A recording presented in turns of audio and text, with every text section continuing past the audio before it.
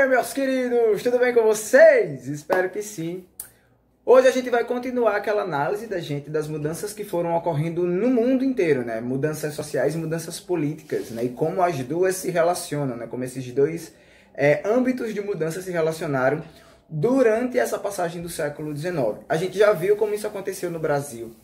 O ápice do Brasil aí, depois como império, né, depois da sua independência de Portugal até a queda do império, a gente já viu como que esse processo de independência também vai chegando na América, nas outras partes da América Latina, na América Espanhola, e agora nós vamos ver como é que estava o cenário lá na outra parte da América, América do Norte, e como é que os Estados Unidos estavam se comportando depois da sua independência. A última vez que a gente falou diretamente sobre os Estados Unidos foi lá no começo, segundo bimestre, quando a gente falou da independência dos Estados Unidos. Nesse processo de independência, que vai acontecer lá em 1776, ou seja, ainda dentro do século XVIII, final do século XVIII, de lá para cá, os Estados Unidos foi procurando aí criar mecanismos para se fortalecer econômica e politicamente. E a gente sabe que ainda no século XVIII, os Estados Unidos já despontavam como a região de maior potência da América. Isso principalmente porque todo o restante da América ainda vivia sob pressão dos estados colonizadores europeus. Agora a gente está falando de um século XIX. Estamos falando aí depois do processo das independências. Na verdade, o que a gente vai começar a falar dos Estados Unidos aqui vem até antes do processo de independência da América Latina e do Brasil. A gente vai começar a falar aqui de como os Estados Unidos se comportaram depois da sua independência. Bom, para tentar ganhar, para tentar estabelecer, né, toda essa mudança que aconteceu aí e toda essa importância, né, econômica e política que os Estados Unidos queria ter, assim que foi garantida em 1776 a independência, começou um processo de expansão territorial. A ideia era expandir, obviamente, o território para que os Estados Unidos tivessem mais espaço para produzir e que ganhasse um território maior também para aumentar sua população. O aumento do território, a gente sabe, né, vai estar ligado aí a toda essa dinâmica que está relacionada ao processo de produção econômica, que está relacionada também ao capitalismo, e a gente sabe que esse é o sistema de governo e de produção econômica que os Estados Unidos sempre defendeu desde a sua origem. Então, nesse processo de expansão, começa todo aquele cenário que a gente consegue ver nos filmes de faroeste dos Estados Unidos. Nesses filmes de faroeste, eu vou tentar puxar um pouco da ficção para a gente entender melhor. Eles desenham muito a comunidade indígena americana, né, que era natural dos Estados Unidos antes da chegada dos europeus. Eles desenham muito essa comunidade como vilões, né, como pessoas sanguinárias, assassinos, que não tinham pena. Mas, na verdade, o que vai acontecer é que nesse processo de expansão do final do século XVIII e na virada para o século XIX, os europeus, os ex-colonos, agora, né, americanos, eles começam a invadir essas terras que eram até então terras indígenas. Então, esse conflito vai acontecer. Durante esse conflito e durante esse processo de expansão que vai, como eu já falei, até o início do século XIX, o que vai acontecer é que as divergências, né, vão ficando cada vez mais claras. As diferenças entre a região sul e a região norte, lá falando ainda das 12 colônias originais, vai ficando cada vez mais clara. O que a gente vai ter, né, nesse sentido é uma porção sul, né, falando ali das 12 colônias, que a região sul ela era agrária, toda a economia era baseada ali no que era produzido pela agricultura, era exportadora, então continuava fazendo ali valer aquela dependência entre a relação dos Estados Unidos com os estados da Europa, comprava muito produto de fora também, eles importavam muito produto também, né, deixando mais evidente aí essa relação de troca de mercadorias. Eles acreditavam nessa questão da troca de mercadorias, inclusive o livre cambismo era defendido, e eles eram escravocratas. A visão de estrutura econômica defendida pela região sul era a escravidão, mão de obra escrava sendo utilizada ali na agricultura. E isso combina muito com o que acontecia no restante da América. Porém, nós temos a porção norte dos Estados Unidos, que já era mais industrializada, protecionistas, o que significa que, na visão de produção da economia deles, a gente tinha que, a gente não, né? Os americanos tinham que dar mais atenção, né? Tinham que dar preferência aos produtos produzidos pelos próprios americanos. Então, o que eles faziam? Eles aumentavam muito as taxas de produtos que eram importados, porque isso ia tornar o produto mais caro, e eles facilitavam as taxas aí para produtos produzidos dentro dos próprios Estados Unidos, o que tornaria os produtos americanos mais baratos, ou seja, mais acessíveis. Então, tem toda essa questão. E o ponto mais importante aqui. A região norte, eles acreditavam, eles defendiam o uso da mão de obra assalariada e eram anti-escravistas. O que vai acontecer é que até meados do século XIX, até 1855, 1856, mais ou menos, o Estado do Sul sempre foi o estado que protagonizou o cenário político dos Estados Unidos, o que vai mudar em 1860, quando é fundado aí o Partido Democrata. Com a fundação do Partido Democrata e aí Abraham Lincoln vindo candidato a presidente e ganhando, né, os estados do norte e as ideias e os ideais, né, desses estados do norte vão chegar ao poder junto com Abraham Lincoln. Abraham Lincoln, quando chega no poder, ele chega, inclusive, um pouco neutro com relação à questão da escravidão nos Estados Unidos. Né? Obviamente, como ele era do norte e tinha visão do Partido Democrata, ele defendia mais aí o não uso da mão de obra escrava. Mas ele também tinha a questão lá da primeira ementa dos Estados Unidos, de quando foram fundadas as leis dos Estados Unidos, e que diz que cada cidadão americano é responsável pelas decisões dentro de seus territórios. Então ele passeava muito entre essas duas ideias. Porém, obviamente, ali já no governo e com o andar, né, com o desenvolver das suas relações políticas, ele vai se tornando cada vez mais anti-escravidão, anti-escravocrata. Então ele tinha que defender e ele passa a defender ferrenhamente a ideia da abolição da escravidão por completo nos Estados Unidos. Vale lembrar, os estados do norte não gostavam, não faziam mão do uso de mão de obra escrava, eles defendiam que isso era ruim para a economia. Já os estados do sul, eles faziam uso da mão de obra escrava.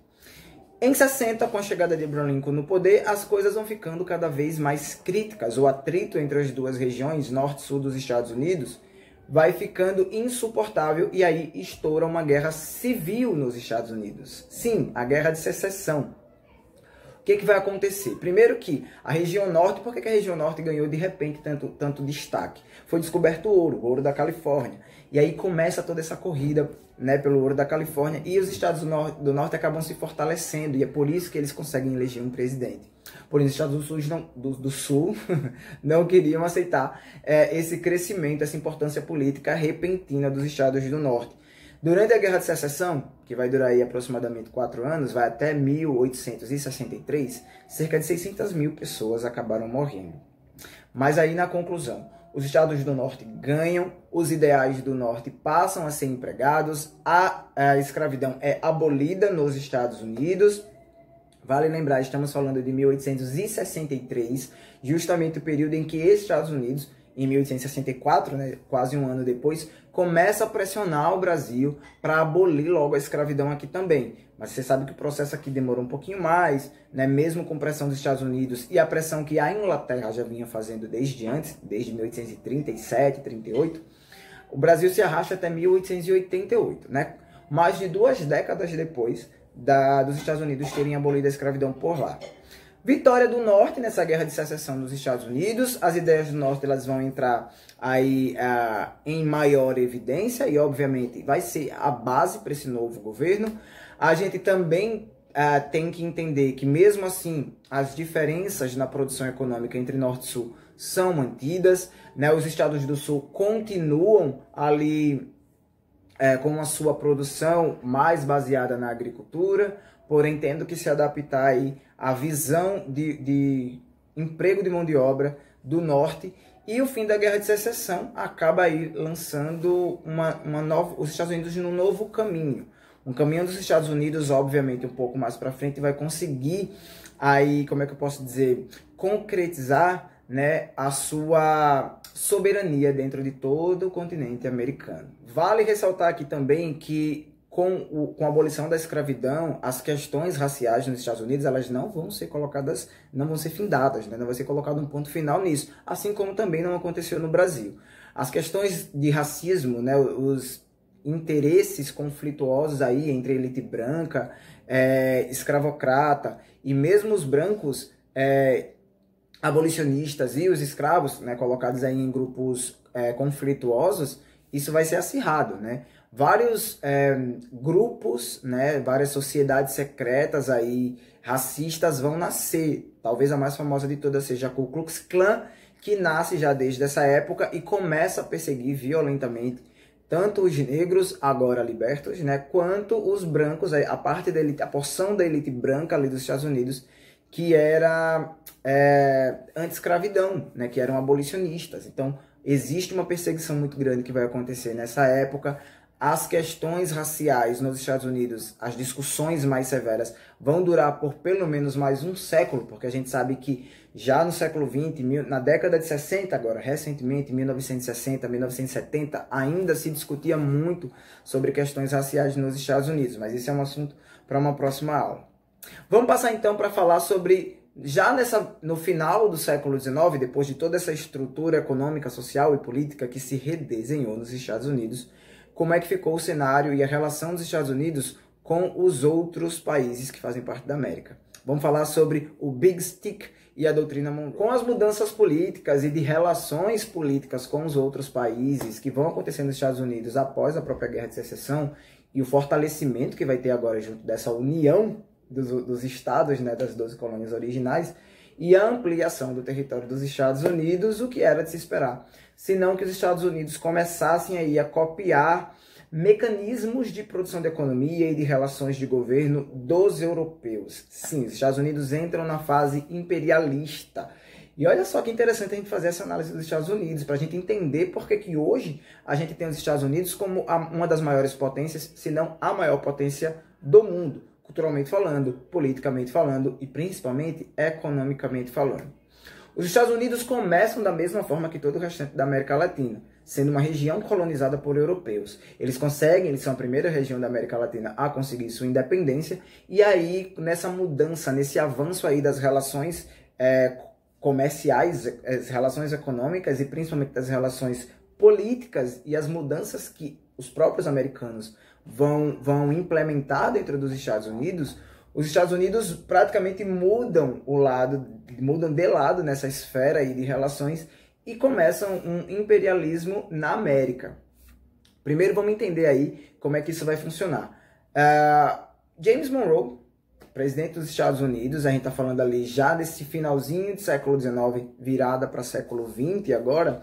James Monroe, ele começa esse processo de período de imperialismo nos Estados Unidos, né? Obviamente ali com aquele slogan do A América para os americanos, e obviamente que quando ele fala em americanos, ele está falando especificamente dos americanos do norte, os que habitam os Estados Unidos. Mas a discussão, né, desse projeto, dessa plataforma de governo, era de defender a independência em toda a América. Todos os outros países de América foram ajudados pelos Estados Unidos nos seus processos de independência, ou com uma ajuda de apoio ali com relações políticas, ou com ajuda de fato, né, recebendo apoio de tropas americanas para defender seus territórios e sua independência, né, lutar pela sua independência. A ideia era fazer com que todos os países, agora pertencentes à América, se tornando independentes, apoiassem e fossem uma base para a produção da economia do próprio Estados Unidos, né? A ideia era manter essa independência para os países americanos, livrar os países americanos da pressão e da influência europeia, mas esses países agora independentes iam ficar sob influência e sob pressão dos Estados Unidos. Então, na verdade, o que eles queriam fazer era uma troca de pressão, uma troca de influências. Retirar os europeus e manter tudo aqui entre os americanos. Os americanos agora falam de uma forma geral, América do Norte, Sul e América Latina. A outra doutrina de que nós vamos falar aqui é o Big Stick, essa já defendida por Roosevelt, já um outro presidente. O Big Stick, na verdade, é o grande porrete, seria uma tradução aí. Usando as próprias palavras de Roosevelt, né, seria a doutrina do fale macio e, se for preciso, use um grande porrete. A ideia era, os Estados Unidos, eles ajudaram toda essa campanha de independência, e aí eles iam ali na conversa fazendo novas relações econômicas, novas relações políticas com os outros países da América. A ideia era manter os países dependentes dos Estados Unidos, mas que já ficasse entendido que qualquer país da América que se voltasse contra os interesses políticos ou econômicos dos Estados Unidos receberiam aí uma forte, como é que a gente pode dizer? Uma forte pressão do exército americano, receberia aí represária do exército americano, da América em si, né, dos Estados Unidos. Então, os países eles eram meio que obrigados ali, né, por medo da pressão, tanto da pressão da importância que os Estados Unidos tinha na economia quanto na política já daquela época. Então, era mais ou menos essa. E assim os Estados Unidos vão desenhando aí todo esse perfil que ele acaba tendo, né, hoje em dia. Né? Hoje a gente tem os Estados Unidos, como já falei aqui mais para trás no vídeo, como uma das maiores potências culturais, econômicas e políticas do mundo, e isso não é em vão. É fruto aí de toda uma base que foi sendo construída lá desde o finalzinho, na virada do século XVIII para o XIX, durante o século XIX, e aí os Estados Unidos conseguem se consolidar no início do século XX com a Primeira Guerra Mundial. Né? Tudo isso já vinha sendo organizado, né? Inclusive doutrina Monroe, depois aí o Big Stick defendido por Roosevelt, e aí na sequência vem a Primeira Guerra Mundial, evento que engloba aí praticamente todos os continentes e o que acaba elevando os Estados Unidos como uma superpotência no mundo. O que a gente tinha para falar sobre essas mudanças que os Estados Unidos, como foi se redesenhando o perfil dos Estados Unidos ao longo do século XIX e início do século XX, acaba por aqui. Vou deixar aqui, né, na descrição do vídeo as páginas no livro onde vocês podem encontrar mais falando sobre esse conteúdo. E aí já sabem. Qualquer dúvida que tiver, deixa um comentário aqui, eu volto depois. Tendo algum comentário, tendo alguma dúvida, a gente conversa mais sobre o assunto. Até a nossa próxima aula. Tchau.